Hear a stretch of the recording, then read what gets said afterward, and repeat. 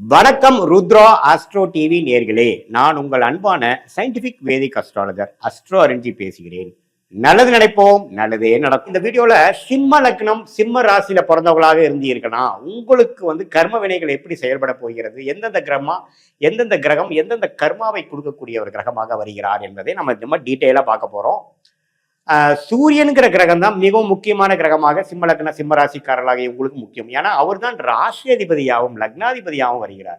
அவர் 10ஆம் இடத்துல திக்பலம் பெறும் பொழுதும் 9ஆம் இடத்துல உச்சம் பெறும் பொழுதும் ஜாதகர் வலு பெறுகிறார். அதே கொஞ்சம் குரு பார்வை சுக்கிரனை அஸ்தங்க பண்றது, சுப கிரகம் பௌர்ணமி அன்னைக்கு பிறந்த ஒரு அமைப்புல இருக்கும் பொழுது உன்னமே ஜாதகர் ஒரு மேன்மையான வாழ்க்கை வாழ்வதற்காக தான் இந்த பிறவி பிறந்திருக்கிறாருங்கிறத நீங்க புரிந்து கொள்ள வேண்டும். ஆனா சூரியன் ஒரு அமாவாசை டைம்ல அமாவாசை சந்திரனோட சேர்ந்து சனியோட சேர்ந்து இருள் தன்மை பெறும் பொழுது ஜாதகர் கொஞ்சம் டிஸ்டர்ப் ஆவார். அவருடைய கேரக்டர், அவருடைய ஓவரால் அமைப்புகள் அவ்வளவு சரியில்லாமல் போய் வாழ்க்கையில கொஞ்சம் அப்ஸ் அண்ட் டவுன்ஸ் இருக்கக்கூடிய அமைப்பு வந்துருதுங்கிறது பார்க்கணும். அது எது மாதிரி அப்ஸ் எது மாதிரி அப்புங்கிறது நம்ம டீட்டெயிலா போகும்பொழுது நம்ம தெரிஞ்சுக்கலாம்.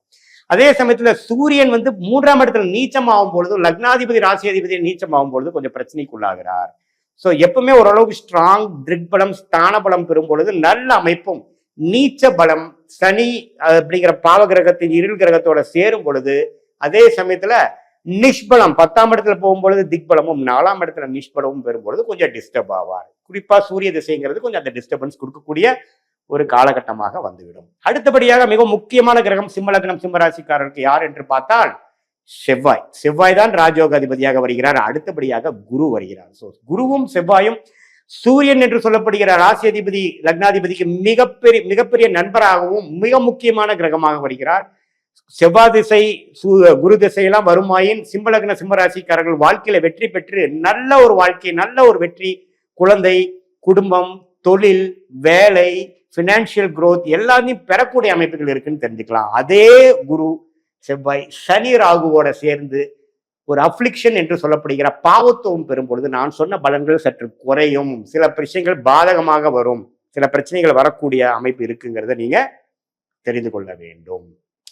சூரியனுக்கு அடுத்தபடியாக குரு செவ்வாய் மிகவும் முக்கியம்னு தெரிஞ்சிட்டீங்க. அதே சமயத்துல நல்ல பலன்கள் குரு செவ்வாய் ஆட்சி பலத்தோட குரு சுக்கிரனோட சம்மந்தப்படும் பொழுது அற்புதமான பலன்கள் கோடி கோடியாய் கொட்டக்கூடிய அமைப்பு அந்த குரு திசையும் செவ்வாய் திசையும் கொடுப்பார் என்பதை நீங்கள் தெரிந்து கொள்ள வேண்டும். மிகவும் சுமாரான திசை, கவனமாக இருக்க வேண்டிய ஒரு கிரகம் சனி. சூரியனுக்கு பிடிக்காத கிரகம் என்று சொல்லப்படுகிற ஒளி கிரகமாகிய சூரியனுக்கு இருள் கிரகம் என்று சொல்லப்படுகிற சனி பிடிக்காத கிரகமாக வருவதனால் சனி ஒரு மிக முக்கியமான ஒரு கிரகமாக வருகிறார். அந்த சனி கொஞ்சம் ரிஸ்கான ஒரு பாவத்துல ராகுவோட சேர்ந்து கொஞ்சம் தவறான ஒரு இடத்துல இருக்கும் பொழுது ஒரு பாவத்துவமான ஒரு விஷயத்தை கொடுக்கிறார் என்பதை நாம் புரிந்து கொள்ள வேண்டும்.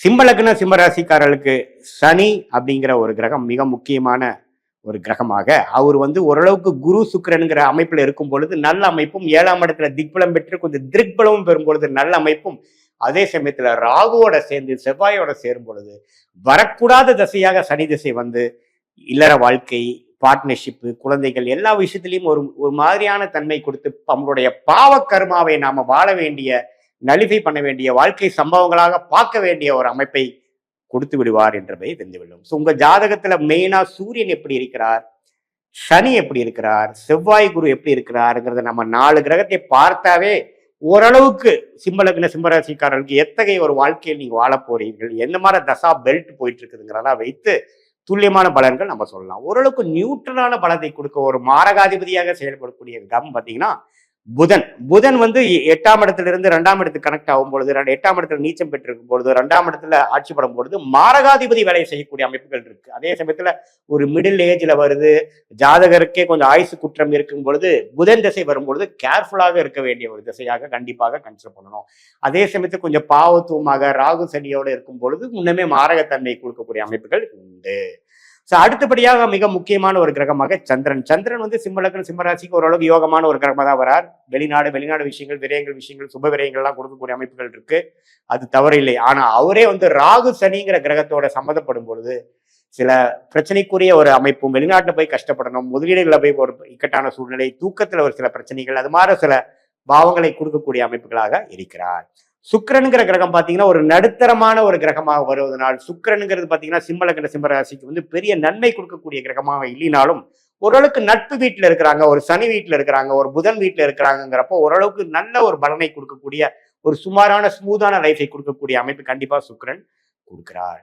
ஸோ மற்றபடி பாத்தீங்கன்னா ஓரளவுக்கு நம்ம எல்லா கிரகம் எப்படி இருக்குன்னு பார்த்துட்டோம். இதுல மெயினான விஷயம் பாத்தீங்கன்னா ராகு கேது. ராகு கேதுங்கிற கிரகம் பாத்தீங்கன்னா கர்ம வினைகளை கொடுக்கக்கூடிய கிரகமா இருப்பதனால் சனி செவ்வாய்ங்கிற பாவ கிரகத்தின் தாக்கம் இருக்கக்கூடிய ராகு கேது வந்து ஒரு பாவத்துவமான பாவ கர்மாவை கொடுக்கக்கூடிய ஒரு கிரகமாகவும், குரு சுக்கிரன் பௌர்ணமி சந்திரன் கொடுக்கக்கூடிய ஒரு பார்வையை அந்த தாக்கம் இருக்கும் பொழுது சுபத்துவம் பெற்ற ஒரு திருக்பலம் பெற்ற ராகு கேது நல்ல கர்மாவை வாழ்க்கையில கொஞ்சம் ஜம்முன்னு வாழக்கூடிய ஓரளவுக்கு ஒளி பொருந்திய அமைப்பு இருப்பதனால கொஞ்சம் வாழ்க்கையில கஷ்டப்படாமல் கொஞ்சம் வருமானம், குடும்பம், குழந்தைகள் எல்லாம் ஓரளவுக்கு மேன்மை பெறக்கூடிய அமைப்புகள் இருக்கு. இதுல மெயினா பார்க்க வேணும்னா என்னன்னா செவ்வாய் ராகு குரு திசைகள் பெல்ட் ஒரு முக்கியமான ஒரு 25 வயசுல இருந்து ஒரு 55-60 வயசு வரக்கூடிய ஜாதகருக்கு இந்த பெல்ட் யாருக்கு வருதோ அவங்க மிகவும் நன்றான ஒரு வாழ்க்கையும், சனி புதன் கேது சுக்கிரன் பெல்ட்ல வர்றது வந்து ஒரு சுமாரான கர்ம வினைகளை அனுபவிக்கக்கூடிய ஒரு வாழ்க்கையும் சிம்ம லக்னம் சிம்ம ராசிக்காரர்களுக்கு கொடுத்து விடுவார் என்பதை நீங்கள் சற்று புரிந்து கொள்ள வேண்டும்.